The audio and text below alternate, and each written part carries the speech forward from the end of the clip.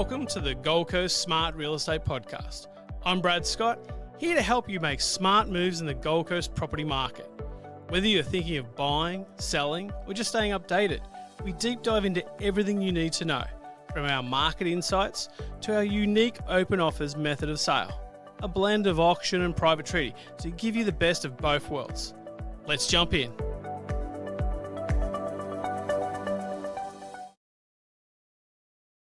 Hello and welcome to the Gold Coast Smart Real Estate Podcast. I'm your host, Adam Bell, and today we're diving into a crucial topic for property owners, and that is how to add value to your property without overcapitalising.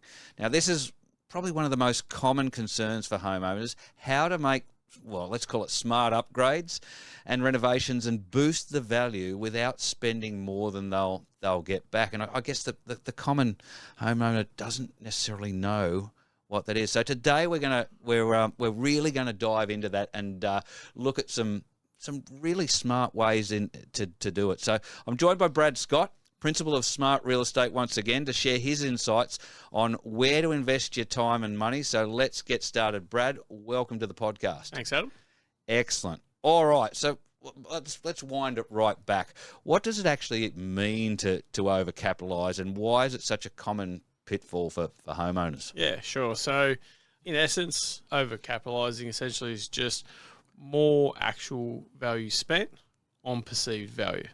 So it's really crucial that whenever you're improving a property or renovating or getting ready for sale, that we spend less money of actual value than what there is on perceived value. Yep, and what that could generate when you go to market and sell. That's it. Sure. Yep. Let's look at this. Came up in one of our previous episodes. So I want to use a big example first off. I know we'll talk about smart ways to spend a little to get a lot. Yep. But let's talk a pool. All right, so well, let's really have a crack at this. So someone's there. This is just to give let's get the concept of this out there by using a big example. All right, I don't think this would happen too often in reality. Okay, but I think it's a good way to get our listeners to understand. So you decide that, all right, I'm probably going to sell in a year's time or something like that. Forget market conditions, all that. Yep. I reckon putting a pool in is going to up the. Now I remember in the last episode, I think it was it 50 grand you said generally on maybe your standard home? Yep. It might add value too. Yep. I don't know, do you know what it costs to put a pool in? I got no idea. Yeah, you look at about 30,000 for the install, and then you got all your tiling and landscaping and stuff like that. So anyway, 50, 60 post-COVID is about what it costs. Extreme cases like 100 grand, cheap case 30. Right. They're about 50, 60. So probably a good example where you could very well overcapitalise. I say to people they're a little bit like sunroofs in cars. You know, everybody sort of wants one. Pools is a bit of a unique case. It's a lot of work. Yep. Planning approvals, getting access to the unit, to the block. It's a big job. You can definitely add value by having a pool, especially in a family type property where kids love swimming in pools. Yep. You know, so you just got to weigh up. Again, got to be smart about it. Don't go and spend $100,000 on a pool, because you will add about 50, 60,000 by putting a pool in. So if you can get one done for 30 smartly, probably going to do okay. You're going to do okay. If you go and spend, I've seen clients spend 100, 120 grand on a pool, and I don't think they've improved the value by that much. So. Sure. Now, as I said, probably just a good example for us to start with, just to show the concept of overcapitalising, and one that very well could. And I can tell you from a perspective of investors too, investors will shy away from pools.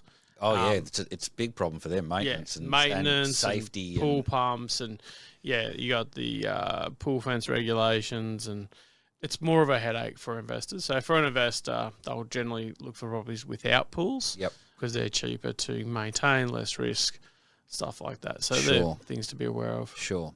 All right, so what is maybe your advice then for homeowners who are there looking to identify what upgrades, what little renos, what little, let's call them little bits and pieces. Let's look for those low cost, high increase in value things. Start to talk me through a few. Yeah, so this is a very common question when I go and see sellers.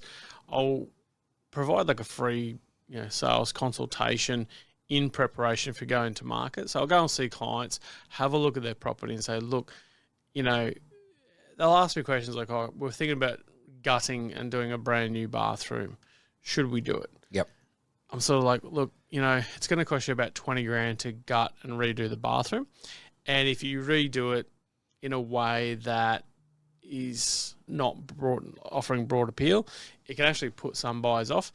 And the problem with that is it's sort of like when you start doing a bathroom and then you got an old kitchen, it's like, well, where do you end? Because it's a bit weird walking into a half renovated house. Renovated house. Part renovated You house. kind of do it all, Yep. or you just do the minimum. So don't go halfway. Yep. So generally what I'll find, some quick tips and tricks to get your best bang for your buck. Try and think about like high surface area of things that you're looking at. So things like paint. Paint's pretty low cost for the amount of coverage of what it covers. So it covers all your walls. Fresh paint can make it look like a brand new house. Yep. Your floor coverings. So putting carpet in bedrooms is always a good idea. I have some clients that want to put hard flooring in carpets. It's generally not good. It's cold. It reverberates sound. Yep. So in bedrooms, you want it to be soft underfoot, comfy. You want it quiet as you get into bed. New carpet doesn't cost much, and it can bring the value up quite a bit. So you might spend 2 or 3 grand on new carpet, probably add like 10 grand worth of value, perceived value when you go to sell. Same with paint. Paint can cost you 5 to 10 grand, depending on what you need to do, and that can improve the value by 20 to 30 grand. They're probably the two biggest things. Two biggest ones there. Yeah. Okay, some good advice. And because, renos has always been one, when you talked about that bathroom, that I've always wondered about. And it's risky, isn't it, to do that? You just don't know what, buyers are wanting, how much it can or won't. But I love what you've said there. So what about, you said surface area, curtains, things like that, or blinds. Where do they fit in? Yeah, look, they're probably less so. Again, there are cheaper solutions. So I've put in very expensive sheer curtains and block out curtains in my house. Looks amazing. Yep. It's about $15,000 to $20,000 to put in, really owner-occupied property. It does add value. Dressing the window coverings does look great. In my investment properties, I actually do a similar thing, and I go down to Spotlight and I spend about $2,000 to $3,000 and get a pretty similar quality feel, similar to what the $15,000 to $20,000 curtains in my own house cost. So getting your sheer curtains, floor to ceiling, put them on runners. So it depends on if it's an owner-occupied property or an investment. Yep. But even if you're going to put an owner-occupied property or a rental property on the market, you can get a $15,000 to $20,000 look with window coverings with a $2,000 or $3,000 outlay from Spotlight. Yep. And you probably wouldn't really even notice the difference, to be honest. So that's a big part of what we're talking about here too. So not just what you're doing, but how you go about doing it, and where you get, what you pay for doing that thing to get a similar result to. Yeah, and the good thing is too, when I go and see clients, I've probably renovated now, I think probably about a dozen properties. Yep. From high end to low end. And again, we've got a team of tradespeople that can help clients with painting, electrical, plumbing, tiling, everything. Trades is also another difficult thing when you're renovating and improving value. So we have high pressure cleaners, gardeners, the whole kit and caboodle. Yep. And we help our clients to try and get all that organised for little cost to try and improve the value, because it can make, you can spend $5 grand, and if it's done well and done smart, you can improve the value by $30,000 to $50,000 quite easily. Yep, because curb appeals, that was going to be my next point here. Yep. It's very important with this topic we're talking about, isn't it? Yeah. I mean, and there can be little things, like you've just talked about getting, doing, I think, probably the things most people do generally think about, getting the gardens cleaned up, mulching and, pressure cleaning the driveway. But there are little things like painting the front door. Yeah. So actually, it's funny you mentioned that. I've just listed a property this morning, and I went and looked at the property, and curb appeal is probably something that's a little bit understated. So that's something where a lot of people spend a lot of money and time emphasising the inside of the properties. Yep. And also the backyard, the lifestyle, the living areas out the back, which is very important. The biggest issue is a lot of people don't spend time or money on the front of their house. Yep. They just don't think there's a lot of value in that, and it's like, oh, we drive straight in the garage and we go inside, Brad. So, But they're not thinking about those buyers turning up, are they? Yeah, You've got this anticipation.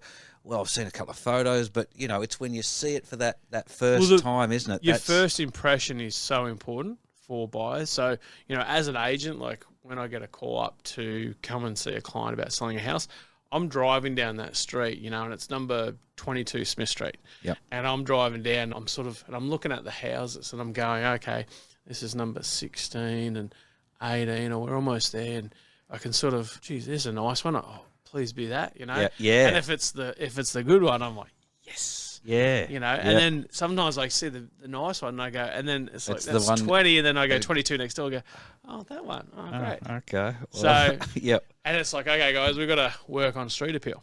Yep. Because when I rocked up, I wasn't really wowed. Well, I've got to make the point here. You said people do, spend a lot of time and effort on the inside of the home, but I'm just thinking to myself, that's all well and good, but if you turn up and you see the first thing that your heart drops at, this isn't what I was hoping for. But because they haven't done anything there, it's almost doesn't matter what.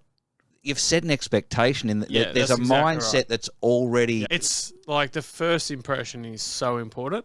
And it's like when you rock up to the curb, I've actually seen houses that don't present well, and the buyers actually will pull up, look, and they keep driving. Off. And I'm just like, and I know it's like, just come inside, have a look at the photos. It's great inside once you get inside, but sometimes they won't even get through the front door because sometimes the seller won't give it a fresh coat of paint or won't spend a few $100 just, making it more appealing from the front. Yep. And it's so crucial because, we've had properties just in the last few weeks where I said to the client, I said, look, we need to just do some gardening, high pressure cleaning, a bit of paint. It costs a few $100. Yep. And when I actually came back a week later, and it was one of those houses I sort of went, eh. And I came back a week later after I'd spent a few $100, got it ready, and I was like, wow. Like, totally, if I was a buyer, this impression. is the one I want to go in. And we had I think over a 2-week campaign, it was about 37 groups of buyers in 2 weeks. And that first impression, they sort of walked up and they were excited to walk inside. And see what's inside. The inside was great. Yep. But the front was really letting them down. And I said, we need to improve this. And then we organised the gardeners, the high pressure cleaners and the painters, got it all done in a few days, and it went from a 5 out of 10 to probably a 9 out of 10. Wow. Yeah. Okay. All right, let me throw this one at you. We've all seen those signs up, and we won't get into this about roof restorers, and, especially here on the Gold Coast, we know we've all heard the stories there. But let's talk about, I do want to talk about a roof restoration. You get a good guy who can restore a roof. I see those signs, $1,500. I think the good ones cost more like $3 or whatever. Yep. Let's say it's $3. Let's call it $3 for want of a better number here today. Is that worth it? Is a roof restoration worth it? Yes. Yes, straight up 100%, yes. 100%. Worth doing. Roof restoration. Especially if your roof is not looking good. Yeah, so a couple of things. Roofs are probably one of the most underestimated things you can do from an aesthetic appeal thing. Yep. And secondly, from a protection standpoint. So, again, with all my investment properties, I always paint the roof. Yep. Mostly to clean it, seal it. Because when you're protecting one of your biggest assets, you want to make sure from the roof down is watertight. Right. Because if you have leaks in that roof, it's all going to trickle down and it causes a lot more problems with framing, structures, tracks termites. Yep. So generally, as a rule, your tin Colorbond roofs are cheaper to paint and seal. This is something I didn't know at the start. Yep. And your tile roofs are more expensive because they've got to be re-bedded, repointed, cleaned and stuff like that, capping. So generally with a tiled roof, you're probably looking anywhere from about sort of $5,000 to $7,000, $8,000 depending on the size of the roof. Yep. Your Colorbond tin roofs, they're probably more sort of your $2,000, $3,000, $4,000. So that's something. But from an aesthetic thing as well, changing the colour of that roof can bring it from 1980s into the Can 2020s. make it pop, can't it? Yeah. Yep. So just choosing a modern colour, sometimes getting rid of that, Yep. orange terracotta tiling and putting like maybe a slate grey or a dark grey, similar to, Yep. the colour of the walls in here. Yep. It can really modernise it, and you can, again, for a few $1,000s Yep. and maybe 1 or 2 days of painting. Yep. And again, we've got guys that can do all that for Yep. you. It might cost you 4,000 or 5,000, and you'll again approve that front appeal by $20,000 to $30,000. Wow. Okay. So roof restoration, painting, big tick. Big tick. Big tick. Big tick. All right. Before we move to the backyard, and I don't even know how much there is to talk about in the backyard, other little things. So colour of the door, getting the door painted. Yeah, so getting, as part of painting in general, getting doors done. So, the one we just listed this morning, it had a really nice feature door, and it was probably a $4,000 or $5,000 door. Yeah. It was weather worn. Right. It had been hit by the sun. It's west facing. It's been hit by the sun and the water, and it's timber, and it's just looked really drab. Old and drab, and it was an amazing door. And I said to the client, I said, looking at your street appeal, everything's pretty good. It's just your door. I walked up the door and I just went, it's just not, it's not the first thing you want to see. Because then again, the buyers sort of go, okay, they're not maintaining or looking after the front door.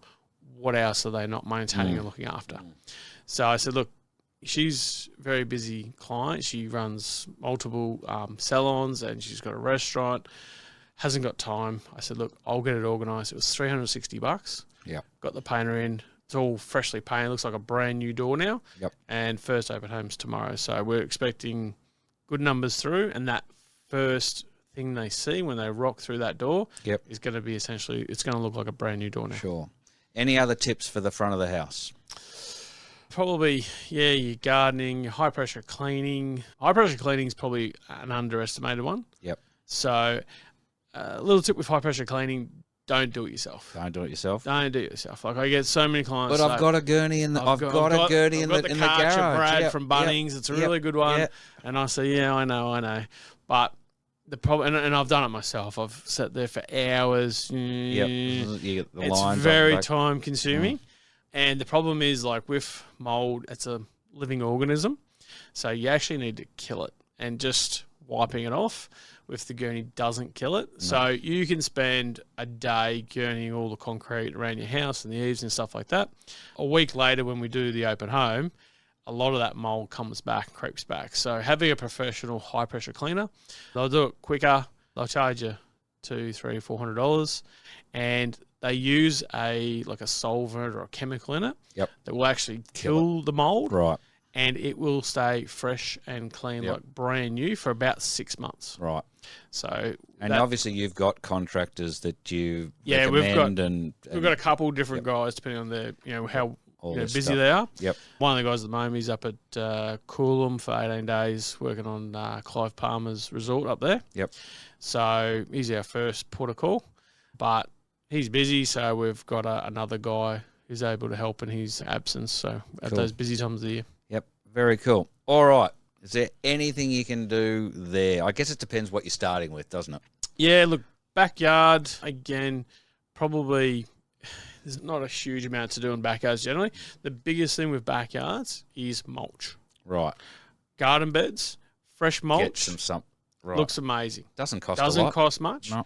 I have clients that want to put stones down. Stones can be very expensive. They're very hard. They've got sharp edges. Not good for kids who want to roam around. Yep. Mulch costs less money. Yep. It's easy to spread, put out. It's lightweight. It sort of defines areas too. Yeah, and like you go and mulch all your garden beds. Yep. It just makes it look. Again, you'll probably spend $300 or $400 on mulching the gardens, and you'll probably add $5,000 to $10,000 worth of value. So we've got gardeners that can go and do it. If you don't want to do it, another quick, and what I do in a lot of my investment properties, I'll actually go to Bunnings and you can buy 10, 15 kilo bags. I'll buy 20 bags of them. They're about $10 each. Yep. Stick them in the car. You go down and you just lay them out where you want to put them.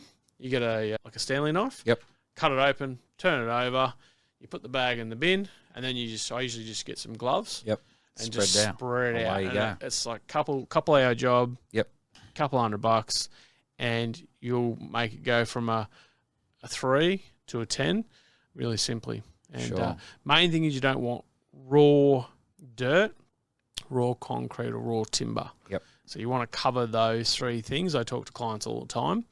So I put mulch on the raw dirt, paint the raw timber, and the raw concrete, again, you can paint and seal that as well.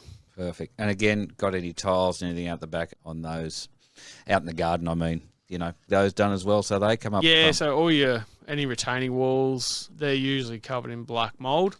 So again, high pressure cleaning, they'll come up like brand new. Yep. It's little things like just cleaning. If everything's clean, tidy, gardens mulched, make sure your lights are working. Yep. That's another key point. So, we went into a $2.5 million house a couple of days ago, and maybe 30% of the lights are not working. Yep. So I'm like, is this just a bulb issue or is this a bigger wiring issue? Because for buyers, if they walk into that property, they'll say, this is going to cost me $10,000, $15,000 rewiring this house, when it could be a $2 light bulb. Yeah. So I said to the seller, look, I want all these light bulbs working before Saturday. Yep. So he went down to Beacon, replaced all the light bulbs, and we had 100% of them working. So we didn't have any questions about wiring and stuff like that for Saturday. Yeah. Yep. Very cool. All right. So one thing that came to mind especially earlier when we were talking about roofs, solar. Solar. Are we coming back to another pool example here? To pay to let me change my question. Does solar add value to a home? I'm not talking about whether we're deciding to put it there to increase value, but if it's already there, does it add value? It's changing. Yep. It's changing. So I would say 10 years ago, there were so few properties that had solar panels that it wasn't very mainstream. It didn't really add value. And people, to be completely honest, didn't care whether it had solar or not. Yep. We would sell it as a feature and say, we've got solar panels on here and save on energy costs. Yeah. And the buyers go, that's great, Brad. So I think now we're probably 10 years later, you'll probably find 70% of homes now have solar panels on their roof. Yep. The prices have come down. They're a lot more mainstream. Yep. So it is now sort of at a point where buyers do see a little bit of value in solar panels. Mm-hmm. Does it ever work the other way, where people look at them on the roof and say, "Oh, I don't like the look of that"? Like in terms of aesthetics, not so much. Not so much. Not generally. Like if it's, you got to be selective on where you put them, obviously. But sometimes if they're at the front of the house, that can be sometimes. Usually, solar panels are positioned at the north side of the property, whatever side that is. Yep. So if you're coming into a property and you're looking to the south, having solar panels on that facade sometimes not the best, but. Yeah, it just depends on the property, but probably the biggest bone of contention at the moment is the battery conversation. Sure. So that is definitely a spot where, sellers are overcapitalizing, I think. Yep. Because they're not at a point price-wise where, again, to put in a battery into a house, you're looking around $15,000 to $20,000 at the moment, and you're probably not really adding that value back. So it's the cost to get that money back is too great at the moment. Yep. And I think a lot of buyers know that and can see that. It's like an added feature, and buyers will probably pay an extra $5,000 for having a battery. Yep. But when it's costing you $50,000 to $20,000 to put that battery in, that's probably a place where you are spending more money than what buyers are prepared to pay. It's not like you're putting a $20,000 battery in, they're going to pay you $50,000. Yep. It's more like you're spending $20,000 and they'll pay you an extra $5,000. Sure. So that's probably something to think about. Yep. When you're putting in solar panels, I would say yes. Not necessarily a battery. Yeah, $5,000 for panels, put them in. For battery, $20,000. For now, just leave it. But that'll change over the next 10 years. Cool. All right. Final question on the spot. A homeowner's got $5,000 to spend on whatever. Yep. And all of the things we've talked about are an option for them. Yep. What do they spend it on to get the most bang for their buck? $5,000, I would say mulch the garden beds, high pressure cleaning. Yep. That'll be under $1,000 for that. Yep. Then I would work on painting and carpet. So probably painting first Again, depending on the property. So if the paint's good and the carpets are terrible, replace the carpet. You'll be $2 or $3 for carpets. If your painting and your carpet's terrible, probably focus on doing the painting, the render. Yep. If that's what you've got, and maybe just leave the carpet, because then we can, when we go in, and we'll say to the owner's going to replace the carpet, but they thought they'd just leave it. Leave a bit of meat on the bone, as I say. Sure. And you can choose the colour, a couple grand. Perfect. Put in grey or Great idea. white or whatever you Great want. idea. I can overcome that pretty easy. The paint's fresh paint. It's just one less thing they For sure. have to do, and most buyers know that the carpet's only a couple grand. If you can do the carpet and the paint, big ticks, it's going to get you a better value. But yeah, if you're sticking to a minimum budget, that would be the order I'd do it in. Perfect. Excellent. Look, some really valuable insights today, mate. I think this is a great episode for anyone considering selling, and, what you can do to get bang for your buck and what not to do. Don't go put a pool in. And solar batteries. Yeah. So, look, with the right strategy, homeowners can make smart investments to boost their property's value without overcapitalising. So, look, to our listeners, if you're considering upgrading your property and want, advice tailored to your specific property here on the Gold Coast market, get in touch with Brad and his team at Smart Real Estate. Visit www.smartrealestate.com.au for your expert guidance. Look, thanks for tuning in to the Gold Coast Real Estate Podcast. We'll be back again next week with another new episode. Don't forget to hit subscribe, give us a rating, leave a comment. Look, whatever platform you're on, it's stars, it's comments, it's likes, it's shares. So, and look, we look forward to you joining us next time. Thanks again, Brad. No worries. Thanks, Adam. Thanks for tuning into this Gold Coast Smart Real Estate Podcast. Remember, if you're thinking of selling, be smart. Explore your options and consider the power of open offers method of sale to maximise your result. Don't forget to subscribe so you never miss an episode. And if you found today's insights helpful, feel free to share with a friend. Until next time, happy house hunting.